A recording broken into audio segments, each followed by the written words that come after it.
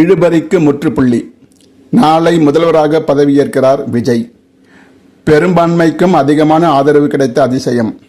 இனி விஜய் செய்ய வேண்டியது என்னென்ன? கடந்த 4 நாட்களாக இழுபறியாக நீண்டு கொண்டிருந்த தமிழ்நாடு அரசியல் களம் இப்போது ஒரு வழியாக தெளிவுக்கு வந்துள்ளது. இந்த தெளிவின் காரணமாக விஜய் நாளை தமிழ்நாட்டின் முதல்வராக பதவியேற்பார் என்று எதிர்பார்க்கப்படுகிறது.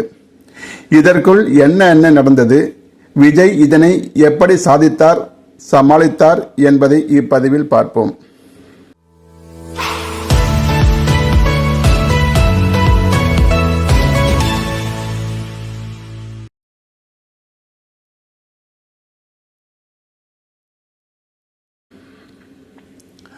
அனைவருக்கும் வணக்கம். தேர்தல் முடிவின் இறுதியில் தமிழக வெற்றி கழகத்துக்கு 108 தொகுதிகள் கிடைத்தது. பெரும்பான்மை இல்லாத நிலையில் மற்ற கட்சிகளின் ஆதரவை தேட வேண்டிய நிலை ஏற்பட்டது. விஜயால் நியமிக்கப்பட்ட குழுவினர் பல்வேறு அரசியல் கட்சிகளுக்கு நேரில் சென்று அழைப்பு விடுத்தனர். அந்த அழைப்புக்கு முதலில் செவிசாய்த்து ஆதரவு கொடுத்தது காங்கிரஸ்.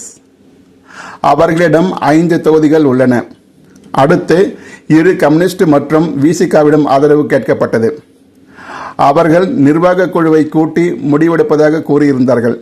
அதன்படி 2 கம்யூனிஸ்ட் கட்சிகளும் தங்கள் ஆதரவை வழங்கினர். அதேவேளையில் விசிகாவின் தலைவர் திருமாவளவனும் தனது ஆதரவை தெரிவித்தார். இவர்கள் மட்டுமல்லாமல் இறுதியில் இந்திய யூனியன் முஸ்லீம் லீக் கட்சியும் தனது ஆதரவை தெரிவித்திருக்கிறது. இவை அனைத்தையும் கூட்டினால் 121 வருகிறது.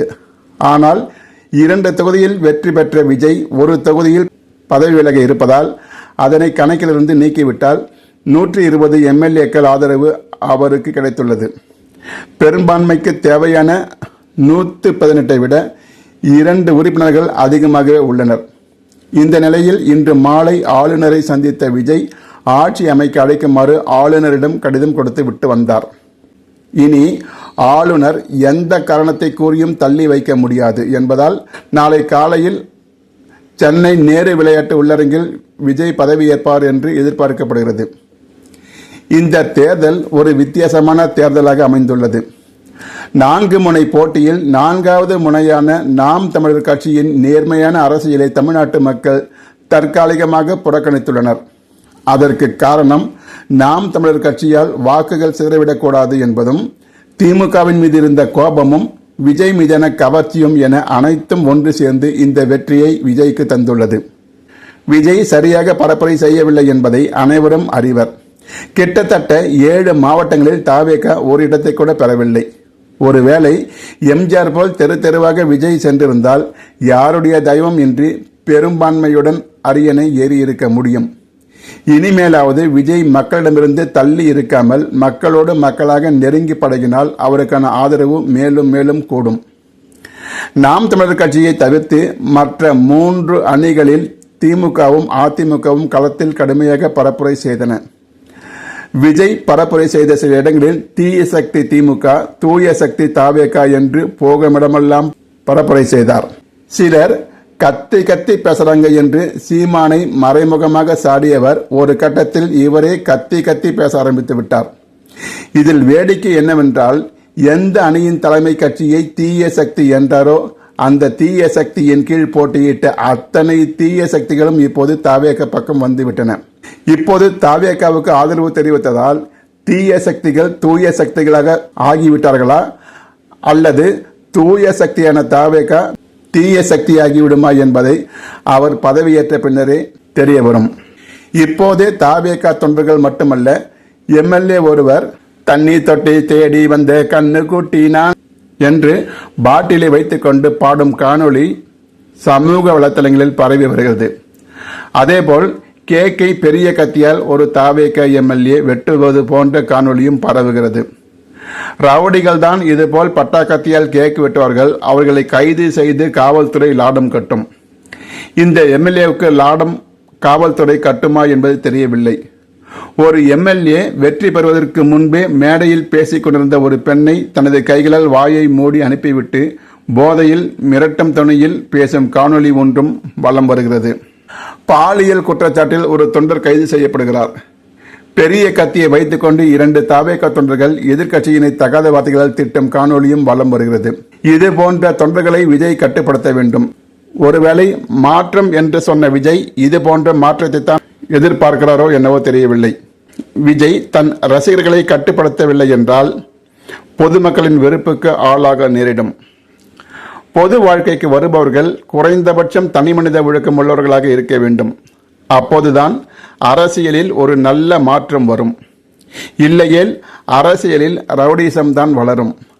ஆட்டை கிடைத்து மாட்டை கிடைத்து இறுதியில் மனிதனை கிடைத்த கதையாக தனது கட்சிக்குள்ளேயே ஒருவருக்கொருவர் அடித்துக் கொள்ளும் நிலை ஏற்படும். அதேபோல் விஜயிடம் ஒரு ஈகோ இருக்கிறது. இவர்தான் முதல்வராக போகிறார். ஆதரவு கேட்க இவரே ஆதரவு கேட்கும் கட்சிகளிடம் நேரம் கேட்டு நேரடியாக சென்று ஆதரவு கேட்டிருந்தால் இவ்வளவு இழுபறி நிலைமை வந்திருக்காது. ஆனால் ஒரு குழுவை அனுப்பி பேசியதும் இந்த இழுபறிக்கு ஒரு காரணம். அரசியல் என்று வந்துவிட்டால் இறங்கி வேலை செய்ய வேண்டும். பேசாமலேயே வீட்டிலேயே இருந்தால் எப்படி நிர்வாகத்தை நடத்த முடியும்? நடுவண் அரசோடு எப்படி நிதி கேட்டு போராட முடியும்? எனவே பொது வாழ்க்கைக்கு வந்துவிட்டால் மக்களிடம் பேசுங்கள், பத்திரிகையாளர்களை சந்தியுங்கள், பத்திரிகையாளர்களோடு ஒரு தொடர்பில் இருங்கள். இவையெல்லாம் பொதுமக்களிடம் உங்களுக்கான நன்மதிப்பை உயர்த்தும். எம்ஜிஆர் இருக்கும் வரை யாராலும் அசைக்க முடியாததற்கு அவர் ஏழைகளிடம் காட்டிய கருணையும் அவர்களோடு பழகிய விதமும் தான். அவர் மறைந்து 39 ஆண்டுகள் ஆன பின்பும் இன்றும் மக்களால் பேசப்படுவதற்கு காரணம் அவருடைய எளிமைதான். ஆகவே விஜய் தனது போக்கை மாற்றிக்கொள்ள வேண்டும். அதேபோல் காய்ச்ச மரம்தான் கல்லடிப்படும் என்பது போல ஆளும் கட்சியைத்தான் அனைவரும் விமர்சிப்பார்கள். அந்த விமர்சனங்களை தாங்கிக் கொள்ள வேண்டும். உண்மையான விமர்சனம் என்றால் அதனை ஏற்று உங்களை மாற்றிக்கொள்ள வேண்டும். தவறான விமர்சனம் என்றால் உரிய விளக்கம் கொடுத்து அவர்கள் செய்த விமர்சனம் தவறு என்பதை உணர்த்தலாம். எத்தனையோ நடிகர்கள் கட்சி ஆரம்பித்தார்கள். அவர்கள் யாருக்கும் கிடைக்காத வாய்ப்பு விஜய்க்கு கிடைத்திருக்கிறது. கிடைப்பதற்கு அரிய இந்த வாய்ப்பை பயன்படுத்தி மக்கள் மனத்தில் இடம் பிடித்து விட்டால் இன்னும் 20 ஆண்டுகளுக்கு இவரை சுற்றிய அரசியல் நிகழும். இதன் விளைவாக கடந்த 54 ஆண்டுகளாக எளியும் புனையமாக செயல்பட்டு வந்த திமுகவும் அதிமுகவும் தேர்தலில் கூட்டு வைக்கும் அதிசய நிலையும் ஏற்படும். விஜய்க்கு ஆதரவு தெரிவித்து வந்துள்ள கட்சிகள் அப்படியே விஜயோடு கூட்டணியும் தொடர்வார்கள்.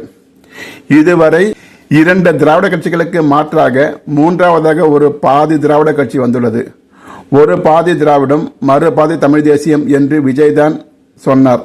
அப்படியானால் இந்த வெற்றிக்கு காரணம் பாதி தமிழ் தேசியமும் பாதி திராவிடமும் தான் காரணம். அதனால்தான் அரை திராவிட கட்சி என தாவேகாவை சொல்கிறோம். தமிழ் தேசியம் பாதிக்கன் என்று விஜய் சொன்னது உண்மையானால் காங்கிரசின் ஆதரவை அவர் ஏற்றிருக்கக்கூடாது. ஆனால் சூழ்நிலை அப்படி அமைந்து விட்டது என்றாலும் காங்கிரஸை முற்றிலுமாக நம்பிவிடாதீர்கள். இன்று திமுகவுக்கு துரோகம் செய்த கட்சி நாளை வேறு ஓரிடத்தில் பதவி கிடைக்கும் என்றால் உங்களையும் தூக்கி எறிந்துவிட்டு அங்கே சென்றுவிடும். மேலே சொன்ன சின்ன சின்ன மாற்றங்களை விஜய் செய்துவிட்டால் மக்களின் மனத்தில் மட்டுமல்ல வரலாற்றிலும் சிறந்த இடம் பிடிப்பார். ஒரு 50 அல்லது 100 ஆண்டுகளுக்கு பிறகு விஜய் என்று ஒரு முதல்வர் இருந்தார். அவரை போல் யாரும் தமிழ்நாட்டை ஆளவில்லை. அவரது ஆட்சி அவ்வளவு சிறப்பாக இருந்தது என்று வரலாற்றில் இடம் பிடிக்கும் வகையில் நடந்து கொள்ளுங்கள். புதியதாக பதவியேற்க இருக்கும் மாண்புமிகு ஜோசப் விஜய்க்கு வாழ்த்துக்கள். இந்த வீடியோவை பார்ப்பவர்கள் விஜய்க்கு வாழ்த்து சொல்வதாக இருந்தால் கமெண்ட் பாக்ஸில் வாழ்த்தை பதிவிடுங்கள். உங்கள் கமெண்ட்டுகளும் அவரை வாழ்த்தட்டும். வசைப்படுவதாக இருந்தால் நாகரிகமாக வசைப்படுங்கள். இனிய உளவாக இன்னாத குரல் கனியிருப்ப காய் கவர்ந்தற்று என்ற திருக்குறளை ஒருமுறை மனதில் நினைத்துக்கொண்டு அதன் பிறகு கருத்தை பதிவிடுங்கள். நன்றி, வணக்கம்.